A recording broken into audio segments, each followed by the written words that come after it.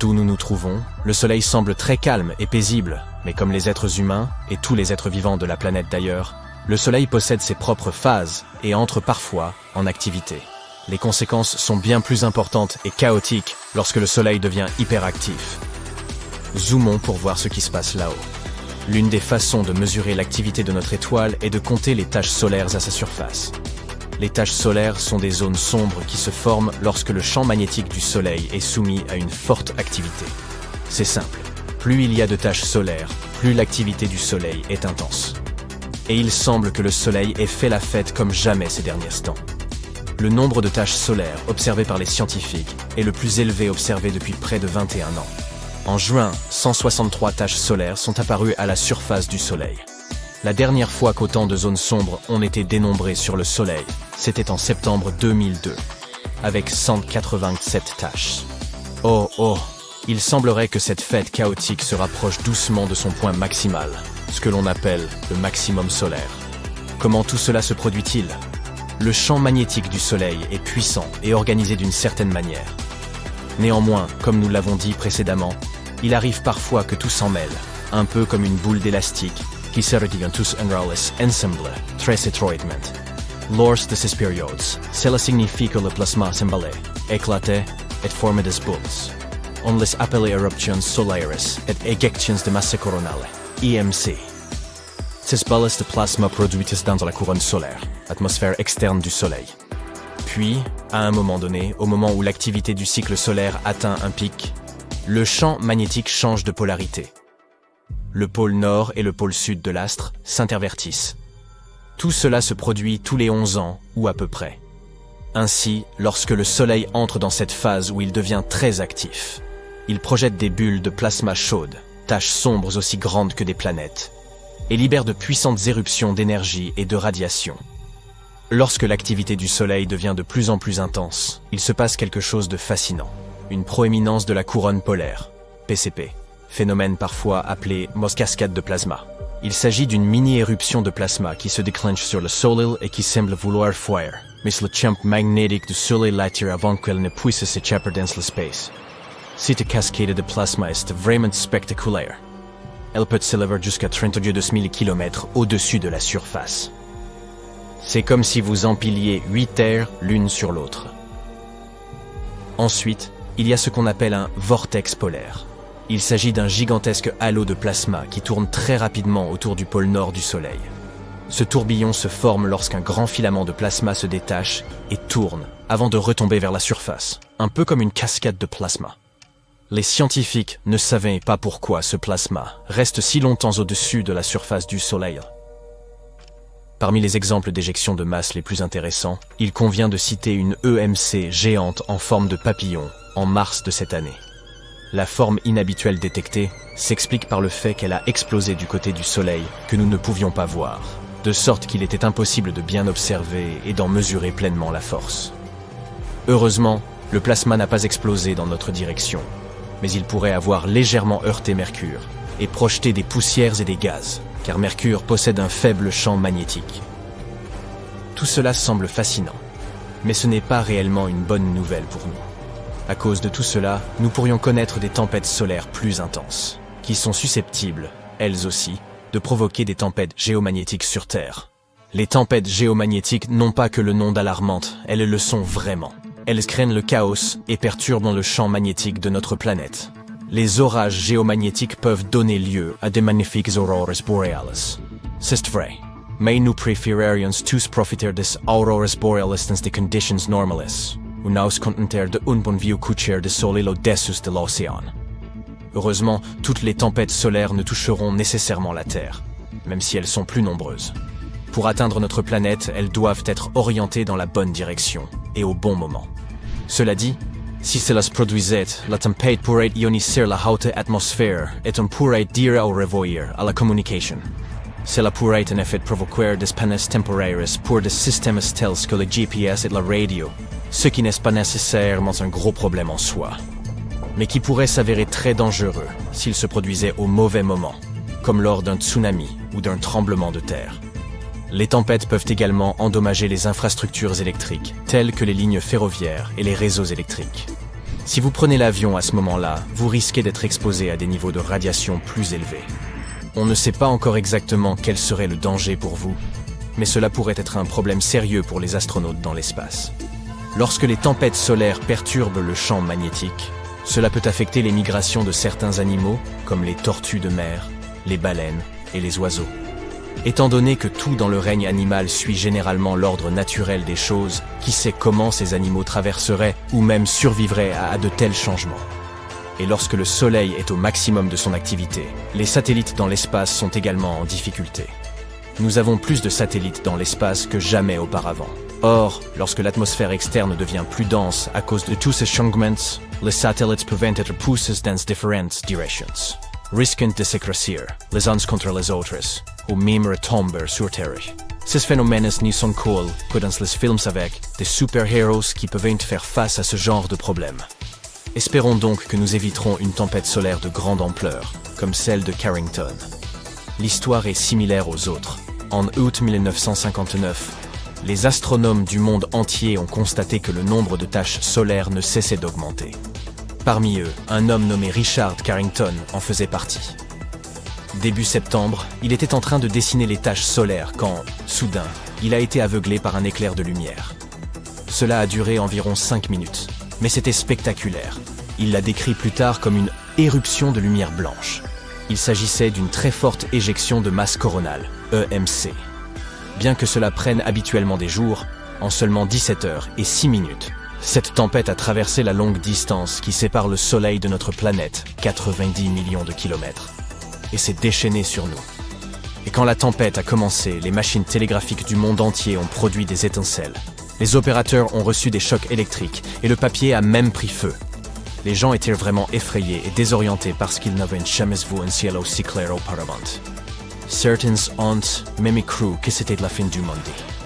Le lendemain, les télégraphistes n'y pouvaient toujours pas travailler correctement car l'atmosphère terrestre était encore chargée. Ils ont même réussi à envoyer des messages en utilisant le courant auroral au lieu de l'électricité normale. Mais ce phénomène a aussi apporté quelque chose d'incroyable, à savoir d'étonnantes aurores dans le ciel. Les habitants d'Hawaï et de Cuba ont pu observer de magnifiques aurores boréales, tandis que ceux du Chili ont pu voir des aurores australes. De nos jours, le phénomène s'intensifie lentement mais sûrement. Prenons l'exemple des éruptions solaires. Il s'agit de puissantes explosions d'énergie émises par le Soleil. En 2022, il y a eu 5 fois plus d'éruptions que l'année précédente. Et les plus puissantes, les éruptions de classe X, sont devenues plus fortes et plus fréquentes qu'auparavant. Et cela pourrait se révéler bien plus extrême que ce à quoi l'on s'attend.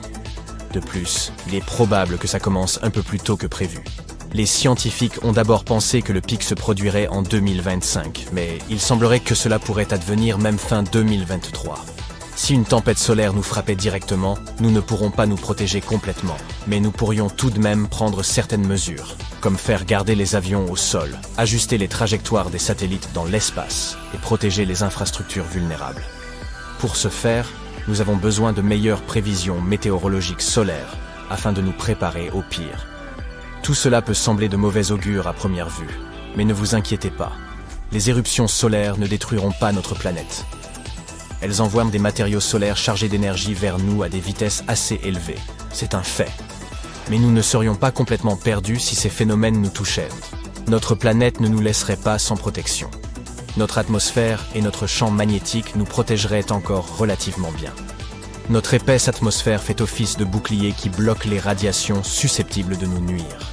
En d'autres termes, ces éruptions solaires pourraient surtout affecter nos technologies, mais elles ne pourraient pas détruire la Terre. On dirait que nous possédons bien des super-héros, finalement. Que se passe-t-il lorsqu'une étoile n'a plus de combustible? Tout d'abord, paradoxalement, elle grandit jusqu'à atteindre 1 million de fois sa taille initiale. En effet, lorsque le cœur d'une étoile n'a plus d'hydrogène, il commence à se contracter sous l'effet de sa propre gravité.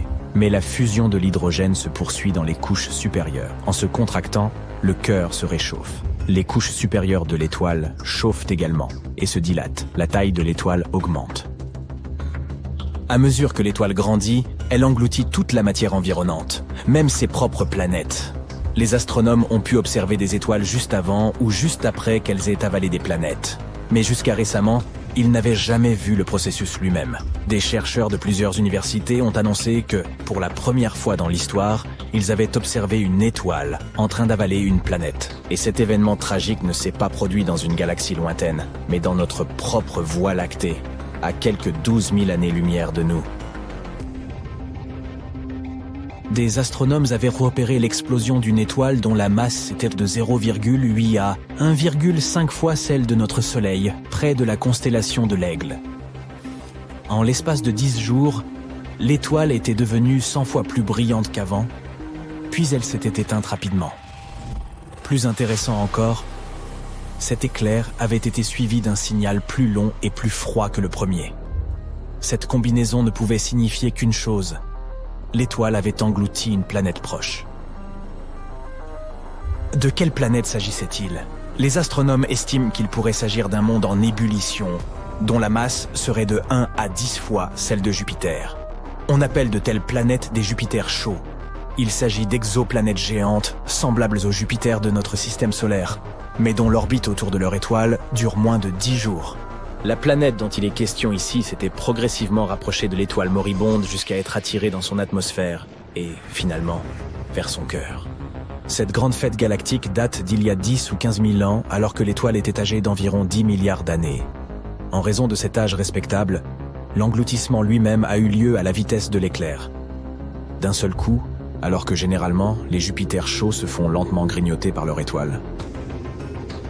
Les astronomes ignorent s'il y a d'autres planètes autour de cette étoile, peut-être à une distance moins dangereuse. Mais même s'il y en a, des milliers d'années s'écouleront avant qu'elles ne servent de plat principal ou de dessert. Quoi qu'il en soit, maintenant que les astronomes savent ce qu'ils doivent rechercher, ils vont se tenir à l'affût d'autres engloutissements cosmiques. Car un jour, notre planète, ainsi qu'une partie de notre système solaire, subira le même sort. Tout ce qui nous entoure disparaîtra en un clin d'œil. Mais tu peux respirer et te détendre. Cela n'arrivera pas avant 5 milliards d'années. C'est à ce moment-là que le Soleil est censé chauffer et se dilater au point d'avaler les planètes intérieures du système solaire. Mercure, Vénus, la Terre et Mars. Si les hommes parviennent à coloniser un autre monde d'ici là, il devra se trouver à au moins 10 000 années-lumière de la Terre, ils seront en mesure d'observer cette catastrophe. Le Soleil deviendra soudainement beaucoup plus brillant et éjectera de la matière dans l'espace. Il avalera plusieurs planètes, dont la Terre, avant de reprendre son état normal. Mais les étoiles ne sont pas les seuls objets de l'univers à avaler d'autres corps célestes. Il existe un autre type de monstre cosmique qui se nourrit de tout, même de la lumière. Tu as deviné? Eh oui, il s'agit des impitoyables trous noirs. Mais ce qui est intéressant, c'est qu'ils ne se contentent pas de dévorer tout ce qu'ils trouvent. Ils en recrachent aussi une bonne partie. Il n'y a pas si longtemps, des scientifiques ont découvert que le trou noir supermassif, situé au centre de notre galaxie, la Voie lactée, semble fuir. Pourquoi est-ce que ça change la donne? Parce que cela pourrait signifier que ce trou noir, appelé Sagittarius à étoile, et dont la masse est de 4,1 millions de fois la masse de notre Soleil, n'est pas un géant endormi ainsi qu'on le pensait.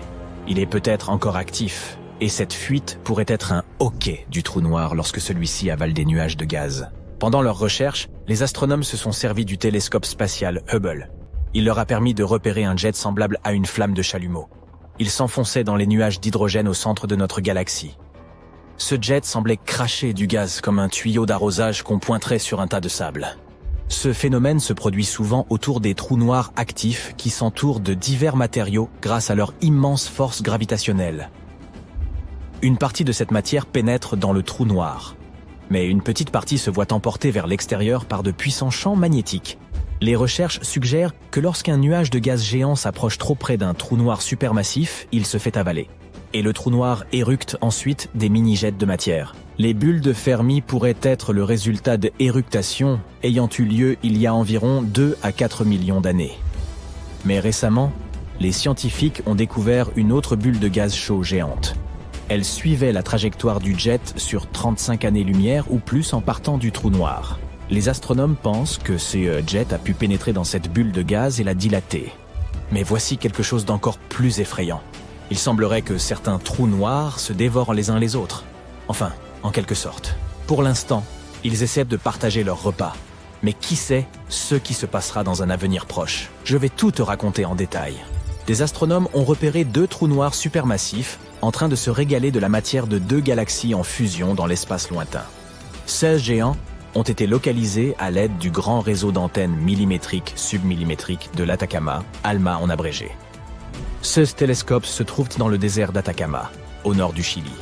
Au départ, les scientifiques les utilisaient pour observer 2 galaxies en train de fusionner, situées à environ 500 millions d'années-lumière de la Terre. Les astronomes ont également remarqué que 2 trous noirs gigantesques se développèrent l'un à côté de l'autre, non loin du centre de la galaxie coalescente. Apparemment, ces trous noirs se seraient recroisés lors de la collision de leurs galaxies hôtes. L'un des trous noirs a une masse d'environ 200 millions de fois celle de notre Soleil. L'autre est un peu plus petit, environ 125 millions de fois la masse de notre étoile. Même s'ils ne sont pas directement visibles, ces trous noirs sont entourés de lumineux amas de gaz chauds et d'étoiles. Toute cette matière a été attirée par leur double attraction gravitationnelle. Avec le temps, ces trous noirs commenceront à tourner l'un autour de l'autre. Ils finiront par entrer en collision et par créer un seul trou noir, probablement encore plus gros. Les scientifiques ont observé ces trous noirs sur différentes longueurs d'onde et sont parvenus à la conclusion qu'ils sont tout à fait uniques. Ils sont situés plus près l'un de l'autre que ceux que les astronomes avaient prévus. La distance qui les sépare n'est que de 750 années-lumière, ce qui, d'un point de vue astronomique, est tout simplement la porte à côté. Et cette distance est proche de la limite de ceux que les technologies modernes peuvent détecter. Notons au passage que ces fusions gigantesques sont plus typiques des galaxies lointaines. Il est donc plus difficile pour les télescopes terrestres de les observer. Mais la sensibilité de l'ALMA a permis aux astronomes de surveiller ces régions lumineuses et compactes où la matière tourbillonne autour des trous noirs. Imagine un peu la surprise des chercheurs lorsque, au lieu d'un seul trou noir, ils en ont vu 2 et qu'ils se nourrissaient de toute la poussière et du gaz soulevés par l'énorme fusion. L'aspect le plus important de cette découverte est qu'elle pourrait signifier que de tels duos sont beaucoup plus courants que nous ne le pensions auparavant. Et s'ils sont fréquents, il nous sera plus facile d'étudier les ondes gravitationnelles générées par ce genre de collision. Ces ondes sont également connues sous le nom d'ondulation de l'espace-temps. Mais sache qu'il faudra encore peut-être plusieurs centaines de millions d'années avant que ces 2 trous noirs récemment découverts ne s'écrasent l'un contre l'autre. En observant leur comportement, toutefois, les scientifiques peuvent déterminer combien de trous noirs binaires sur le point d'entrée en collision existent dans l'univers. Et si le Soleil faisait boum? Tu l'as deviné, ce serait une très mauvaise nouvelle. Cette vidéo était vraiment courte aujourd'hui, hein? Mais attends, j'ai autre chose. Si le Soleil explosait, ce serait le chaos dans le système solaire. Et les scientifiques nous disent que ça arrivera forcément un jour. Mais pourquoi? Et comment est-ce que ça se passera exactement? Nous sera-t-il possible de survivre? Eh bien, nous allons voir tout ça. Nous allons d'abord faire un voyage jusqu'au cœur du Soleil. Il est rempli d'atomes d'hydrogène qui se livrent à une incroyable danse du diable. Ces atomes sont tellement excités qu'ils s'entrechoquent sans cesse de toute leur force. Et lorsqu'ils entrent en collision, quelque chose de magique se produit, ce qu'on appelle la fusion nucléaire. Grâce à cette immense fiesta, les atomes d'hydrogène se combinent pour former des atomes d'hélium, une expérience de chimie à grande échelle. Au cours de cette fusion nucléaire, une toute petite partie de la masse des atomes d'hydrogène est transformée en une énorme quantité d'énergie. C'est la célèbre équation d'Einstein, E = mc2. L'énergie se libère sous forme de lumière et de chaleur, rayonnant vers l'extérieur et illuminant tout le système solaire. Et une fois que ce processus est en marche, tout un tas de particules énergisées appelées photons se joignent à l'aventure. Ces photons sont comme de minuscules paquets de lumière, qui rebondissent et se déplacent dans toutes les directions. Ils jouent un rôle crucial en transportant l'énergie du Soleil dans l'espace, illuminant notre monde et réchauffant notre planète. Mais pour que tout cela continue, pour que les atomes ne s'échappent pas pour créer un chaos total, le cœur du Soleil doit être soumis à une pression énorme. Cette pression provient de l'immense poids des couches extérieures du Soleil qui pèsent sur le cœur. Les couches extérieures compressent le noyau interne. Mais les couches internes ne se laissent pas faire. L'énergie et les photons font tout ce qu'ils peuvent pour s'échapper du cœur du Soleil. Mais ce noyau est très dense, immensément dense, et la pression est si forte que l'énergie prend une éternité pour s'échapper.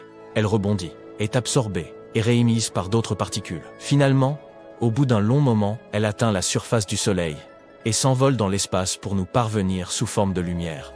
Tu sais maintenant comment fonctionne le Soleil. Maintenant, que se passe-t-il lorsqu'il arrive en fin de vie? Eh bien voilà. Notre Soleil a une réserve limitée d'hydrogène. Dans environ 5 milliards d'années, il sera donc à court de carburant. Après ça, notre étoile subira de grands changements. Alors, fais bien attention, car il y a de fortes chances que nous manquions l'événement. Tout d'abord, le Soleil va gonfler et devenir une géante rouge, se dilatant comme un ballon. Il deviendra si grand qu'il engloutira les planètes intérieures, y compris notre Terre bien-aimée. Un Soleil vraiment sans gêne, qui prend toute la place. Nous n'assisterons donc pas à ces derniers jours, à moins que nous ne déménagions très loin. Après la phase géante rouge, le Soleil rétrécira un peu. Ses couches extérieures s'évanouiront dans l'espace, laissant derrière elles une magnifique nébuleuse planétaire. Il révélera son noyau incandescent. Oh, le noyau, maintenant rempli d'hélium, aura une voix bizarre. Non, commencera à fusionner des éléments plus lourds comme l'oxygène et le carbone. Ces réactions ne seront pas aussi vigoureuses, comme à la fin d'une fête, quand on est un peu fatigué. Finalement, l'hélium finira par s'épuiser lui aussi et le Soleil deviendra une naine blanche compacte, un retraité stellaire profitant de ses vieux jours.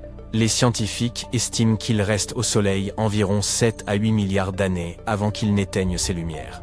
Mais ne t'inquiète pas, d'ici là, l'humanité sera peut-être déjà partie vers une galaxie lointaine ou aura même évolué en une nouvelle et surprenante espèce. Notre Soleil ne s'éteindra donc pas avec fracas comme un feu d'artifice. Il n'est pas assez gros pour devenir une supernova ou un trou noir. Ces superstars de l'espace ont besoin d'une masse bien plus importante que notre Soleil pour advenir. Mais que se passerait-il s'il explosait soudainement? Comme ça, brutalement et sans raison. Voyons ça. Imagine, le Soleil fait boum, une situation des plus délicates sur Terre. L'événement libère une quantité folle d'énergie, envoyant une onde de choc qui traverse l'espace à la vitesse de la lumière. Il faut environ 8 minutes pour que cette onde nous atteigne. Pourquoi? Eh bien, le Soleil se trouve environ à 150 millions de kilomètres de nous. Il faut donc un peu plus de 8 minutes et 20 secondes à sa lumière pour parcourir toute cette distance et nous atteindre. Mais parlons de l'événement lui-même. Ce serait un spectacle grandiose, mais malheureusement, ce serait aussi la fin. Les quantités folles d'énergie libérées provoqueraient une expansion rapide du Soleil qui engloutirait les planètes intérieures, y compris notre Terre. Et ce n'est pas tout. Prépare-toi à une gigantesque rafale de radiation. Le Soleil déverserait un torrent de particules superchargées. Des rayons X et des rayons gamma, le genre de particules qui peuvent sérieusement tout chambouler. En atteignant notre atmosphère, ces particules à haute énergie provoqueront un chaos incroyable. Elles ioniseront l'atmosphère, créant une énorme impulsion électromagnétique. Cette impulsion est comme une onde de choc pour les appareils électroniques. Elle les grille et les rend inutilisables. Si tes gadgets ne sont pas protégés, ils risquent de passer un mauvais quart d'heure. En parlant de mauvais quart d'heure, après ça, c'est l'évaporation instantanée qui nous attend. Mais le bouquet final du Soleil ne touchera pas que la Terre. Il fera des ravages dans tout le système solaire. Cette énorme explosion d'énergie écrasera tout ce qui se trouve sur son chemin. Les planètes seront éjectées de leur orbite confortable, ce qui provoquera un énorme désordre. La ceinture d'astéroïdes, entre Mars et Jupiter, adieu, elle disparaîtra. Oblitérée ou dispersée aux vents cosmiques. Et même les planètes qui survivront à l'événement sortiront de leur orbite pour aller errer dans l'espace. Et n'oublions pas les planètes extérieures, comme Jupiter et Saturne. Ces géantes génèrent leur propre chaleur, ce qui leur confère un certain confort et attire de nombreuses lunes. Mais le boom du Soleil leur volerait cette chaleur, les transformant en des endroits incroyablement froids. Maintenant que nous avons parlé de la catastrophe que cela représenterait pour le système solaire, posons la question suivante. L'humanité peut-elle s'en sortir? La réponse courte est non, ce n'est pas possible. Tout serait anéanti, sauf peut-être quelques bactéries discrètes cachées dans l'ombre. Mais dans le cas inimaginable où le Soleil nous aurait prévenus à l'avance, nous pourrions avoir une chance de nous en tirer. Si nous étions informés et que nous disposions d'assez de temps pour nous préparer, nous pourrions activer notre mécanisme de survie. Qu'est-ce que ça veut dire? Comme la Terre ne survivrait pas à la colère du Soleil, il nous faudrait déménager autre part. Tu te souviens que nous avons dit que toutes les planètes ne seraient non pas complètement détruites. Hélas, les plus proches du Soleil, Mercure, Vénus et la Terre, disparaîtraient. L'option la plus simple serait donc de déménager dans un autre système solaire possédant une planète semblable à la Terre. Mais que se passerait-il si la Terre parvenait à survivre à la catastrophe? Ne demandons pas comment, mais réfléchissons simplement aux conséquences. eh bien notre climat deviendrait fou. Pendant les premiers instants de la grande explosion, le rayonnement et les particules feraient monter la température en flèche. Une canicule sans fin, un cauchemardesque effet de serre. Les océans s'évaporeraient, créant des nuages épais qui retiendraient la chaleur et ne la laisseraient plus s'échapper dans l'espace. Et après ça, sans la chaude étreinte du soleil, la Terre deviendrait un véritable congélateur. Il faut donc sortir des sentiers battus. Une idée serait de s'abriter profondément sous terre, là où nous ne serons pas tellement affectés par les radiations et les changements soudains de température. Plus tu creuses, plus la température augmente. Ainsi, avec les bons outils et les bonnes ressources, l'humanité pourrait se terrer dans des bunkers fortifiés et survivre pendant quelques années sans les rayons du soleil. Pourquoi seulement quelques années ? Tu te souviens que nous avons dit que le soleil est le centre de gravité de notre système solaire. Sans lui, la Terre serait à la dérive, à la recherche d'un nouveau centre de gravité. Imagine notre planète, notre fidèle satellite, la Lune, et toutes les autres planètes flottant lentement dans l'espace. Heureusement, notre fidèle Soleil tient bon, nous gardant au chaud et nous éclairant pour encore pas mal de temps. Nous sommes donc en sécurité pour quelques milliards d'années. Mais il est toujours amusant d'imaginer des scénarios impossibles. Alors à bientôt pour de nouvelles aventures. Regardons les choses en face. Pour une étoile, notre Soleil est assez ordinaire. Et non, il n'a rien d'exceptionnel. Il y a des millions de naines jaunes similaires dans l'univers. Et pourtant, nous l'aimons. Après tout, c'est notre seule étoile et elle nous donne la vie. Toutefois, il n'en a pas toujours été ainsi. Jadis, le Soleil avait un jumeau, et peut-être même un jumeau maléfique. Que lui est-il arrivé ? C'est ce que nous allons découvrir. Ceci est un nuage moléculaire géant. On les appelle aussi parfois des nébuleuses obscures. On y trouve tout un tas d'amas interstellaires remplis de gaz, de la poussière et des tonnes d'étoiles. Ces nuages n'ont pas de limite précise et prennent souvent des formes complètement folles. Certains sont même visibles à l'œil nu. Regarde le ciel nocturne, tu verras comme des taches sombres sur notre lumineuse Voie lactée. Et c'est là que notre Soleil est né il y a environ 4,5 milliards d'années. Il provient de l'un de ces nuages moléculaires. Il y a toutes ces années, des ondes d'énergie sont passées par là. Elles ont rassemblé toute cette matière et ont comprimé ces amas en de denses noyaux. C'est alors qu'une proto-étoile est née. Cette jeune proto-étoile était une boule d'hydrogène et d'hélium encore tiède. Puis, des millions d'années plus tard, la température et la pression à l'intérieur de la boule ont augmenté. Et c'est ainsi que notre étoile est née, le Soleil. Mais tout ce qui se trouvait dans ce nuage n'a pas contribué à sa formation. Un reste s'est mis à tourner autour de la nouvelle étoile. Et comme tu l'as peut-être deviné, cette matière s'est progressivement transformée en planète. Et notre Terre a vu le jour. Voilà comment notre système solaire a été créé. Mais il est possible que ce ne soit pas tout, et qu'au moment où notre étoile naissait, il en naissait aussi une autre, le jumeau perdu du Soleil, fabriqué à partir des mêmes matériaux. Mais qu'est-ce qui nous dit qu'il existe ? Récemment, des scientifiques ont créé des modèles afin d'en savoir plus sur la naissance des étoiles. Et ils leur ont révélé que la plupart des étoiles ne naissent pas seules mais en amas, ou tout au moins avec un frère. Après d'autres recherches, nos savants ont pu confirmer que les étoiles formées à l'intérieur des nuages moléculaires étaient le plus souvent accompagnées. Il arrive que les deux étoiles restent ensemble. Par exemple, la petite tournera autour de la plus grande. Elles peuvent même former des systèmes à étoiles doubles, triples et plus encore. En d'autres cas, leurs chemins divergeront. Pour toujours. C'est probablement ce qui est arrivé à notre Soleil. Mais il pourrait avoir eu un frère ou une sœur lui aussi. Peut-être même plus qu'un. Toute une fratrie. Et même un grand jumeau, avec une masse et des caractéristiques similaires. Mais si c'était le cas, où serait-il, ce deuxième Soleil ? Nous avons une hypothèse. Et d'après celle-ci, ce jumeau serait peut-être plus néfaste qu'il n'y paraît. Dans les années 80, les scientifiques ont commencé à remarquer que quelque chose se répétait dans l'histoire de la Terre. Environ tous les 27 millions d'années, des extinctions à grande échelle semblent se produire sur notre planète. Plutôt étrange, non ? Tous les 27 millions d'années, une catastrophe est venue modifier notre biosphère pour toujours. Comme quelque chose de programmé, une espèce de cycle. Et puis, l'astrophysicien Richard Müller a suggéré qu'il y avait peut-être quelque chose qui causait ces événements, un certain corps céleste. Selon lui, il pourrait s'agir d'une étoile naine que nous ne pouvons pas voir en raison de sa faible luminosité. Elle pourrait être située à environ 1,5 années-lumière de nous. Cette étoile tournerait autour du Soleil sur une orbite immense, et il lui faudrait environ 27 millions d'années pour faire un tour complet. Et lorsqu'elle se rapproche du Soleil, c'est le chaos total. En s'approchant de nous, ce fauteur de troubles modifie la trajectoire des comètes venues du nuage de Oort ou de la ceinture de Kuiper. Le résultat, c'est que toutes ces comètes se précipitent tout droit sur nous. Et puis, elles s'écrasent sur la Terre et provoquent de grandes extinctions, comme ce fut le cas pour les dinosaures. Cette étoile hypothétique a été nommée Némésis. C'est le nom de la divinité grecque du châtiment céleste. Mais pourquoi se venge-t-elle de nous ? Aucune idée. Peut-être n'a-t-elle pas apprécié le fait qu'un jour, le Soleil a absorbé toute la poussière et le gaz de son nuage moléculaire. Le Soleil est devenu une étoile assez grande, mais son jumeau est resté sombre et petit. Et en plus, il s'est retrouvé au milieu de nulle part. On serait tous un peu amers si ça nous arrivait. Les scientifiques ont proposé différentes hypothèses sur cette mystérieuse Némésis. Peut-être s'agit-il d'une naine brune ou rouge, les restes d'une étoile qui a complètement épuisé son combustible. Ou peut-être n'est-ce pas du tout une étoile, mais une planète vagabonde plus grande que Jupiter. Quoi qu'il en soit, son existence n'est pas vraiment une bonne chose pour nous. Mais nos tentatives pour la trouver ont malheureusement toutes échoué.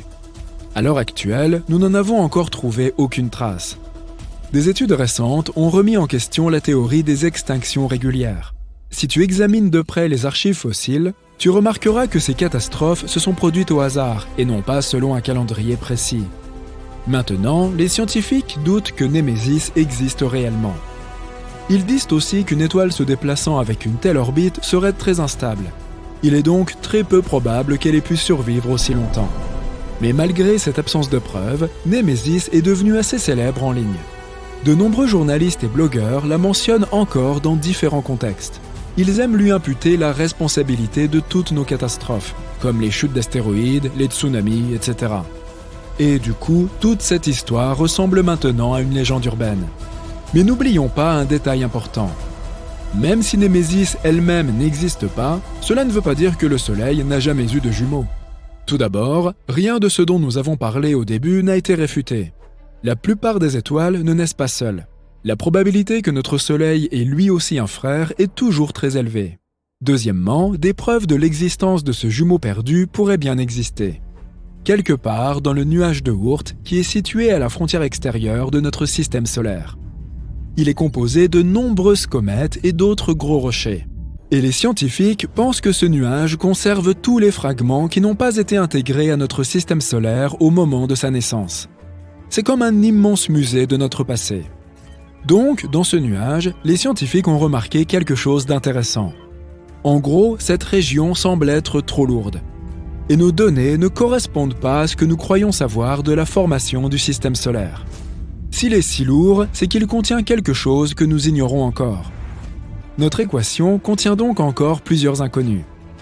Et lorsque nos scientifiques ont inclus un éventuel deuxième soleil dans leurs calculs, les choses sont soudainement tombées justes, comme la pièce manquante d'un puzzle. Ce jumeau perdu correspond exactement à cette différence de poids du nuage de Oort. Alors voilà, le Soleil a certainement eu un jour un jumeau. Mais que lui est-il arrivé ? Et où est-il aujourd'hui ?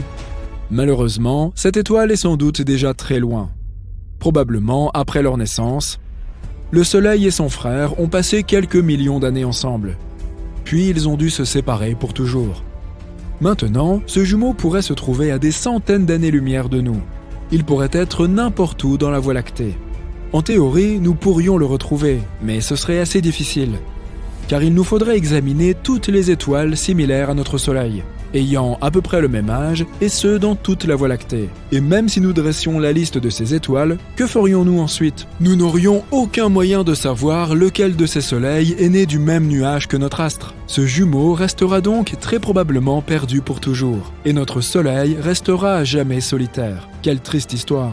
Mais ne te désole pas, pour nous c'est beaucoup mieux. Si nous avions deux soleils, notre système ne serait jamais devenu ce qu'il est aujourd'hui. Notre planète pourrait bien ne jamais avoir vu le jour, et il n'y aurait pas de vie. Nous devrions donc être reconnaissants de cette séparation. D'un autre côté, nous aurions des couchers de soleil comme sur la planète Tatooine. Ce serait cool. Est-il possible d'éteindre le Soleil? Par exemple, que se passerait-il si nous y déversions tous les océans de la Terre, voire même encore plus d'eau? Eh bien, découvrons-le ensemble. L'univers est un endroit plein de mystères. Depuis des temps immémoriaux, les savants s'interrogent sur le fonctionnement de l'espace. Mais aucun d'entre nous n'a jamais douté de l'existence d'une chose, le Soleil. Ah, le centre de notre système solaire. Il est grand, brillant et immortel? Non, pas vraiment. En fait, le Soleil n'est qu'une étoile ordinaire. Il est composé de 75% d'hydrogène, d'un peu d'hélium et d'une pincée d'autres éléments lourds. La gravité maintient tout cela ensemble. Mais dans environ 5 milliards d'années, le cycle de vie du Soleil arrivera à son terme. L'hydrogène qu'il contient s'épuisera, notre étoile commencera à grossir progressivement, et tu ne peux même pas imaginer à quel point elle deviendra grande. Et ensuite, il commencera à dévorer toutes les planètes proches. C'est à ce moment-là que nous regretterons d'être si près de lui. Après nous avoir tous absorbés, l'étoile restera une géante rouge pendant encore 1 milliard d'années environ. Et puis, tôt ou tard, elle commencera à rétrécir et à s'éteindre, se transformant en une naine blanche. À la fin, il ne restera d'elle qu'une nébuleuse planétaire brillante et colorée. Mais n'aie pas peur, en ce moment, le Soleil est au milieu de son cycle de vie. Il est né il y a environ 4,5 milliards d'années et il a à peu près autant de temps devant lui. Heureusement, nous sommes apparus pendant la période la plus propice et la plus stable de cette étoile. En d'autres termes, il n'y a aucune raison de s'inquiéter, mais tâchons plutôt d'en imaginer une. Et si on accélérait le cycle de vie du Soleil en utilisant de l'eau? Nous allons essayer de rassembler toute l'eau de la Terre et de la verser sur le Soleil. Tout d'abord, nous aurons besoin d'un seau. Non, pas celui-ci. Nous aurons besoin d'un très grand seau. Un qui puisse contenir environ 1,360 milliard de kilomètres cubes d'eau. Sa taille serait égale à la distance entre Washington et Chicago. Ou si nous ne pouvons trouver que des seaux ordinaires, il nous faudrait environ 70 trillions d'entre eux. Oui, on parle bien d'un nombre à 18 zéros. Bon, imagine que nous ayons obtenu une telle quantité de seaux par magie. Il est temps d'éteindre le Soleil. Nous aspergeons l'étoile avec toute cette eau et... Rien? Sérieusement? Oh, regarde ça! Le Soleil a probablement eu pitié de nous et a produit une toute petite éruption solaire. Il s'avère que toute l'eau de la Terre ne représente en fait qu'une ridicule gouttelette pour le Soleil. Les gens sous-estiment souvent à quel point le Soleil est infiniment plus grand que notre planète. En réalité, il peut contenir plus d'1,3 million terres. Alors, en effet, le Soleil ne s'éteindra pas et ne deviendra même pas plus froid. Il ne remarquera même pas que nous avons fait quoi que ce soit. Mais ne lâchons pas l'affaire, nous voulons vraiment éteindre le Soleil pour une raison ou pour une autre. Que se passe-t-il si nous versons juste assez d'eau dessus? Et quelle quantité représente cette assez? Tu te souviens de nos trillions de seaux? Eh bien, nous avons en fait besoin d'environ 370 quadrilliards de ceux-ci. Ce nombre comporte 27 zéros. C'est difficile à imaginer, alors disons simplement que ça fait beaucoup d'eau. Maintenant, déversons à nouveau tout cela sur le Soleil. Waouh! Regarde donc cette vapeur! Mais le Soleil ne s'est toujours pas éteint pour autant. Au contraire, il nous dit merci et devient soudain beaucoup plus grand et beaucoup plus lumineux. Que se passe-t-il? Tu vois, le Soleil n'est pas un vulgaire feu de camp. Dans les feux de camp et la flamme des bougies, il y a une combustion chimique. Lorsque nous versons de l'eau sur le feu, l'eau absorbe la chaleur de la flamme et la refroidit, à tel point qu'elle ne peut plus entretenir la réaction de combustion. Elle bloque aussi l'accès du feu à l'oxygène. En gros, l'eau interrompt le processus chimique. Mais la combustion du Soleil n'est pas la même réaction. Même si nous disons qu'il brûle, ce n'est pas tout à fait vrai. Ce qu'il se passe là-bas est ce que l'on nomme la fusion nucléaire. C'est l'une des réactions les plus puissantes et les plus insensées de l'univers. Il y a de nombreuses couches d'hydrogène qui s'enfoncent profondément dans le Soleil. Si tu prends 4 atomes d'hydrogène et qu'ils fusionnent, tu te retrouves avec un atome d'hélium. Lorsque nous parlons du Soleil, le processus est un peu plus compliqué. Lorsque l'étoile tente de produire cette fusion, les protons positifs se repoussent les uns les autres. Il faut donc beaucoup de force et d'énergie pour réussir à les presser ensemble. Heureusement, il existe une force magique dans l'espace, et c'est la gravité. Le Soleil occupe 99,8% de toute la masse du système solaire. C'est plutôt lourd, non ? Et c'est toute cette masse qui maintient le Soleil ensemble à l'aide d'une incroyable force gravitationnelle. Ainsi, la gravité prend des milliards et des milliards de ces petits atomes d'hydrogène et les agrège ensemble à chaque seconde de chaque jour qui passe. Et lorsqu'ils entrent en collision, ils libèrent de l'énergie. Donc, contrairement au feu, le Soleil n'a pas besoin d'oxygène pour exister. Il a besoin d'hydrogène. Et nous savons tous que l'eau n'est autre que l'H2O. Elle est composée d'hydrogène et d'oxygène. C'est donc littéralement du carburant pour le Soleil. C'est comme essayer d'éteindre un feu avec de l'essence. Plus important encore, la masse supplémentaire ajoutée par l'eau rendra le Soleil plus lourd. Et maintenant, la gravité nous dit merci pour le coup de pouce. Et elle commence à faire entrer les protons en collision les uns avec les autres encore plus rapidement. Grâce à cela, la synthèse s'accélère. Super! Nous avons rendu le Soleil incroyablement puissant. Et maintenant, il nous a dévorés, ainsi que d'autres planètes proches. Et si nous continuons d'ajouter de l'eau, le Soleil finira tôt ou tard par s'effondrer sur lui-même. Il se débarrassera de ses couches extérieures et deviendra un trou noir. Génial! Maintenant, il va aspirer absolument tout ce qui se trouve alentour. Rembobinons rapidement car, de toute évidence, notre expérience sur l'eau était une erreur. Cette petite éruption solaire n'était pas si mal tout compte fait. Très bien, nous voici de retour au Soleil calme que nous connaissons. Mais il semble que nous ayons oublié quelque chose. Comment se porte notre Terre maintenant sans eau ? Eh bien, selon toute évidence, l'eau était d'une importance capitale pour la vie sur Terre. Qui l'eût cru ? Maintenant, il y a une énorme quantité de poissons inanimés et d'autres organismes marins qui gisent là où se trouvaient nos océans. Pauvres créatures ! Quant aux habitants des profondeurs, ils n'ont tout simplement pas supporté un changement de pression aussi brutal. Les algues et les coraux se sont également asséchés. Attends un peu, n'était-il pas responsable de la production de 50 à 80% de l'oxygène de la planète ? Oups, il est temps d'enfiler nos masques à oxygène. Et comment ça se passe sur la terre ferme ? Je veux dire, maintenant, tout n'est plus que terre ferme pour être honnête. Mais tu comprends où je veux en venir. Waouh ! Toute la Terre brille de mille feux. Et je le dis très littéralement. S'il n'y a pas d'océan, alors il n'y a pas de nuages ni de pluie. Et maintenant, il y a des feux de forêt partout. Les pauvres animaux doivent s'échapper et quitter leur foyer. Et ce n'est pas comme s'ils allaient pouvoir en trouver d'autres, parce que toutes les plantes, bien sûr, vont rapidement se dessécher. Il n'y aura littéralement plus aucun endroit où vivre sur la planète. À présent, la Terre ressemble à un désert gigantesque. Mais des gens vivent dans le désert depuis des milliers d'années, non ? Ils sauront peut-être quoi faire. Eh bien non. Après tout, les habitants du désert ont eux aussi besoin de boire. Et maintenant, le chaos règne partout et les survivants se battent pour les dernières gouttes d'eau.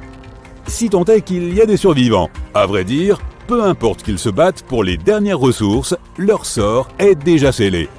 Les océans absorbent une énorme quantité de CO2, ainsi que la chaleur provenant du Soleil. Ils distribuent également cette chaleur à travers la planète, la rendant agréable à vivre. Mais une fois qu'ils auront disparu, les températures grimperont rapidement pour atteindre 120 degrés Celsius et plus. Mais même si nous oublions ces températures infernales, nous n'avons de toute façon plus de nuages. Et ils nous étaient tout aussi utiles en ne laissant pas passer le rayonnement solaire. Nous nous trouvons donc aussi sous l'impact direct des rayons du Soleil. Notre dernier espoir, ce sont les icebergs. Maintenant que tout est terriblement chaud, ils ont fondu. Et ils seront peut-être le dernier espoir de l'humanité. Mais cette mini-éruption solaire en valait vraiment la peine, n'est-ce pas ?